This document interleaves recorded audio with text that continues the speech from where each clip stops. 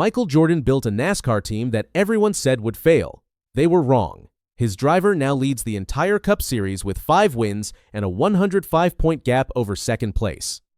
But here is what nobody is telling you. The story being sold about this team has one massive lie buried inside it. And that lie is covering up something far more interesting. Let's start with what is actually true, because the true part is worth your full attention. Tyler Reddick, driving the number 45 Toyota for 23XI Racing, is having one of the best individual seasons in the Cup Series right now. He is first in the standings, 5 wins, 457 points. The driver sitting in second place, Denny Hamlin, has 352 points and 1 win. That is a 105-point gap between first and second. In NASCAR standings, 105 points is not a small cushion. That is a lead built over months of consistent results, and it says Reddick is not just competitive. He is operating at a different level than nearly everyone else on the grid. For a team that only came into existence in 2021, having your driver lead the entire Cup Series at this stage is a genuine achievement. Most new NASCAR organizations spend years just trying to finish in the top 20 consistently. 23XI skipped most of that long, painful early phase and got straight to competing at the top. But here is where the story starts to crack. When you read a headline saying that Tyler Reddick and Bubba Wallace are both consistently running at the front, you are reading a story about 2 drivers. And the second half of that sentence is where things completely fall apart. Bubba Wallace, driving the number 23 Toyota, is sitting 8th in the Cup Series standings. He has 0 wins in 2025. 0.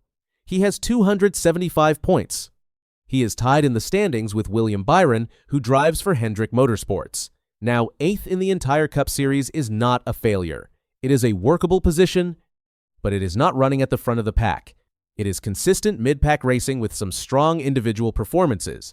That is a fundamentally different story from what the headline is telling you. The people pushing the takeover narrative put Reddick and Wallace in the same sentence and assumed you would not check. You just did, and the numbers tell a completely different story for each driver.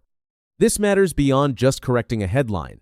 The entire argument about 23XI dismantling the NASCAR power structure rests on both cars performing at an elite level simultaneously. If only one is doing that, the argument is half-built at best.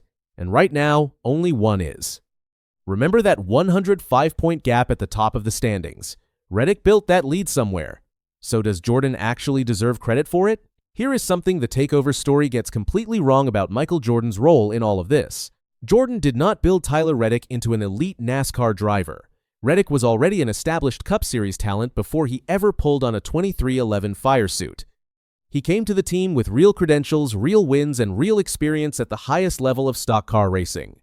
Jordan and co-owner Denny Hamlin recognized that and hired him. That is smart personnel management. That is not the same thing as money manufacturing a result. What Jordan and Hamlin actually did well was build a functional organization fast enough to support a driver of Reddick's ability, solid pit crew development, a Toyota technical partnership that gives them access to serious engineering resources, a team culture that keeps a top driver motivated and developing. Those things take real work to build. But it is a different story than Jordan writing checks until NASCAR bent to his will. The credit is real. The source of the credit is just being misidentified. Now let's check the actual standings, because the claim that 23XI hijacked the traditional NASCAR hierarchy needs to be measured against real numbers. Behind Reddick in second place is Denny Hamlin. Behind Hamlin is Ryan Blaney. Then Ty Gibbs, then Kyle Larson, then Chase Elliott at 6th, then William Byron at 7th. Hamlin drives for Joe Gibbs Racing, Blaney drives for Team Penske, Larson and Elliott and Byron all drive for Hendrick Motorsports. These are the 2 organizations that have controlled NASCAR for over 2 decades. They are sitting right there in positions 2 through 7, directly behind Reddick, still collecting points every single week. The traditional hierarchy did not get hijacked. It is uncomfortable, but it is still standing. One new team inserted its best driver at the very top. That is impressive by any measure. But impressive is not the same as a demolition of the old order.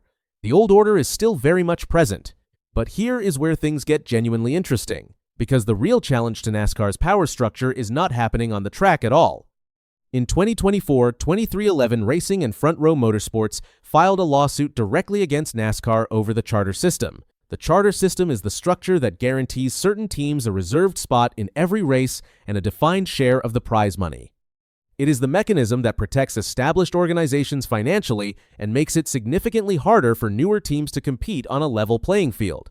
The teams with charters have a built-in financial safety net. Teams without them are always one bad stretch away from real trouble. Jordan's team argued in court that the charter system was designed to protect the old guard and lock out anyone trying to build something new. That is a direct legal challenge to the power structure of the entire sport, not through a faster car, but through the court system. A 4-year-old team taking the sanctioning body of an entire professional sport to federal court is a much bigger swing than anything happening on race day. Most team owners would never take that risk. They need the relationship with NASCAR to stay operational. Jordan chose the lawsuit anyway.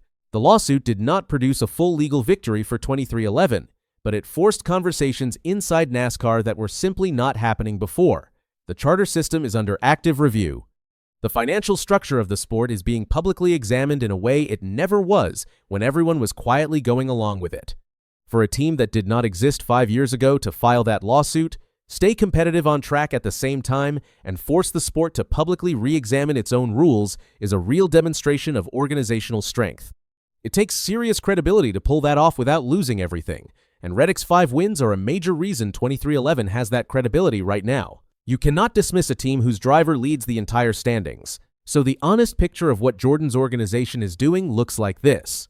One driver dominating at the top of the standings, one driver holding a solid top 10 position, and an ownership group fighting a legal battle that the traditional powers hoped no one would ever start. That is a two-front operation, and it is a far more interesting and accurate story than a simple money wins headline.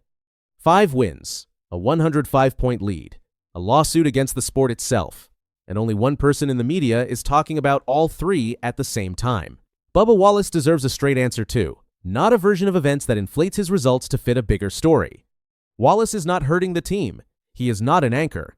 8th in the Cup Series standings with a full season still ahead is a functional, contributing result. His job inside 23XI is to develop, stay in playoff contention, and give the organization 2 cars with legitimate postseason chances. He is doing that job at a reasonable level right now. But calling him a frontrunner alongside Reddick is not doing him any favors. It sets up a story that collapses the moment someone opens the standings page, and it sets an expectation he has not reached yet. 0 wins in 2025, 275 points, tied with a driver from a competing organization. That is the real number. Whether Wallace closes that gap over the next season or 2 is the actual storyline worth tracking for 23XI's long-term ceiling. Here is the honest final answer to the title. 23XI Racing is not the unstoppable, hierarchy-breaking NASCAR machine that some people are currently selling. The traditional teams are still sitting right behind Reddick in the standings.